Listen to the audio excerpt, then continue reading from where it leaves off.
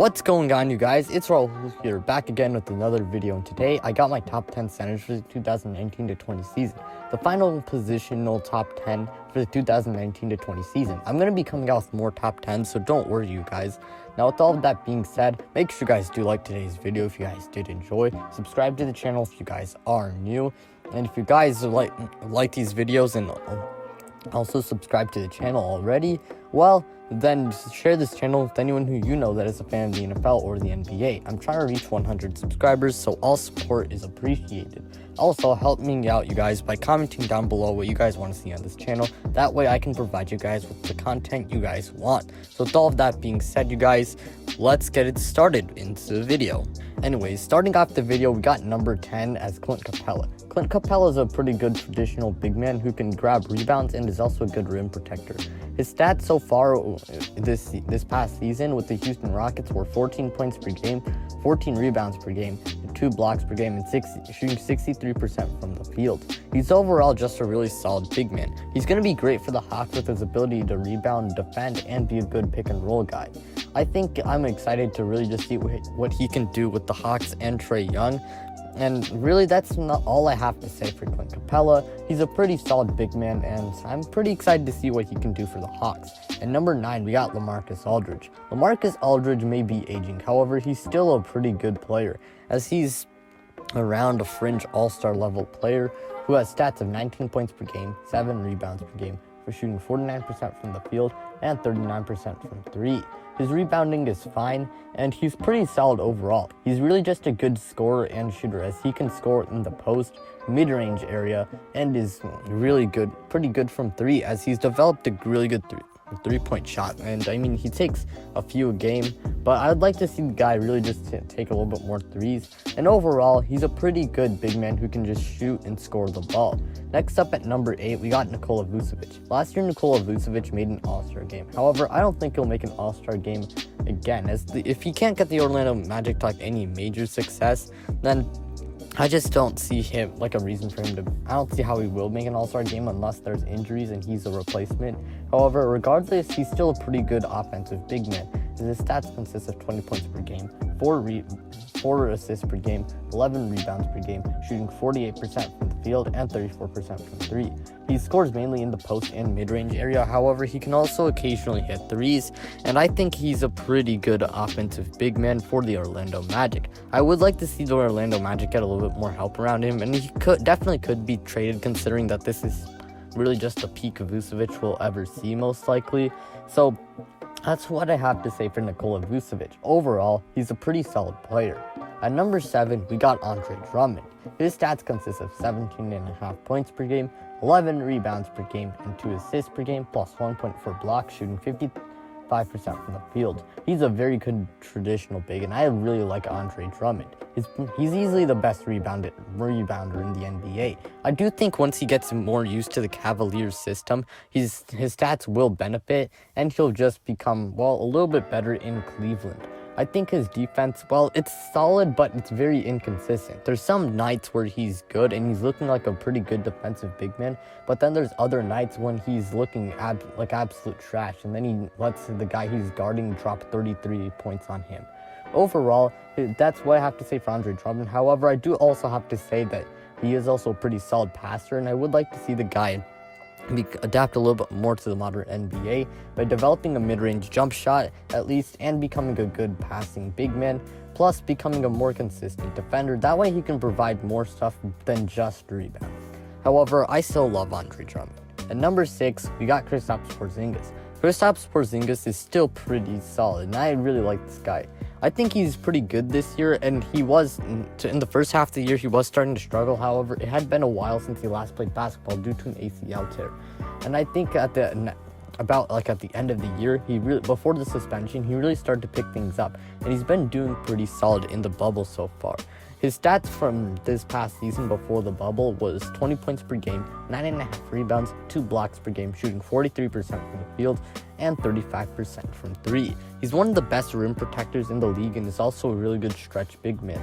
He's great next to Luka Doncic, well, because they're both from Europe, but also because he can stretch the floor and is good in pick and rolls and pick and pops, and Luka Doncic's ability to play make really, well, helps him with that. I think next year he will be much better, though, as he'll become, well, I guess more ready and prepared, and he can really benefit from a guy like Luka Doncic. However, I would like to see the guy improve his rebounding. As for a 7'3" guy, I want him to average more than 9.5 rebounds. Now, he doesn't have to be anything like Tristan Thompson or Andre Drummond, where he's a very good rebounder. However, I'd like to see the guy maybe average like 11.5 rebounds per game and grab maybe 2 more boards. And I do think next year his scoring could definitely go up, and his 3-point percentage and field goal percentage will also, well, benefit from it. So overall, that's all I have to say for Kristaps Porzingis. At number 5, moving into the top 5, well, that was framed weird, but we got Bam Adebayo. Bam Adebayo has had a most improved player of the year campaign. As well, that was phrased weirdly. However, I think you guys know what I mean. He went from a bench warmer really just to an all-star, as his stats consist of 16 points per game, 5 assists, grabbing 10 rebounds, 1 steal per game, 1 block per game, and shooting 56% from the field. He's a very good, versatile big man who defensively can guard the paint and the perimeter. He has a really bright future, and honestly, I think this guy is just great overall. He can pass, score, defend, and he also contributes well to a really good Miami team. I think Miami Heat fans have something very exciting, well, to look forward to in Bam Adebayo. He's also really gotten a lot of help from Jimmy Butler, as Jimmy Butler's leadership has really helped this team. And overall, that's what I have to say for Bam Adebayo. Next up, at number 4, we got Rudy Gobert. Now, personally, I absolutely hate the Jazz. Well, not only am I a Nuggets fan, and I'm recording this on the day after they went down 3-1. Okay, enough of me crying about how the Nuggets are down 3-1, but even though I really hate the Jazz and they're my least favorite NBA team, I think Rudy Gobert is a great defensive big man. This year, he has really improved his offensive game and has been a great role man. And I think he's just pretty good overall. His stats consist of 15 points per game, 13.5 rebounds per game, shooting 69% from the field. And overall, I think Rudy Gobert, he's just a really good defensive big. However, he has slightly regressed on the defensive end, but is overall just a good, really pretty good defensive big man. However, I would like to see the guy maybe become versatile defensively, maybe the speed, I don't know. I would like to see the guy develop something to help him adapt to the modern NBA game, like becoming a better mid-range shooter. But overall, I still think Rudy Gobert is a great player. Moving into the top 3, we got KarlAnthony Towns. KarlAnthony Towns has been, he's been pretty good. His stats consist of 26.5 points per game, 4 assists per game, 11 rebounds per game, shooting 51% from the field and 41% from 3. Now, he has struggled with injuries this year a little bit. However, he's still a really good offensive big. Offensively, he has basically no holes in his game. He's not even an amazing, he's a terrific shooter. And really, he's improved defensively to the point where he's average. However, he isn't a great leader. However, he was stuck on a bad team for a while. But hey, they should improve as at the trade deadline, they were able to add one of his good friends in D'Angelo Russell. So I think the Timberwolves should improve, and I really do hope KarlAnthony Towns can finally start winning, as he's a great offensive big who can soon enough become the best offensive big man shooter ever. So that's all I have to say for number 3. At number 2, we got Joel Embiid. Now, Joel Embiid this year has had a down year, as his stats took a dip, going down to 23 points per game, 3 assists, shooting 12 rebounds, grabbing 12 rebounds, having 1.3 blocks per game, and shooting 48% from the field. The 76ers really disappointed, and he's a good post scorer and defender. However, outside of that, he really isn't great at anything else, but I still think Joel Embiid's a pretty good big man. And at number 1, we got Nikola Jokic. Now, call me biased. I guess I am a tiny bit biased since we all have a little bit of bias. However, I did my best to be unbiased, but I still think Nikola Jokic has been the best center this year. He started off the season slow. However, he's been very good this year. His stats consist of 20 points per game, 7 assists, 10 rebounds per game, shooting 53% from the field and 32% from 3.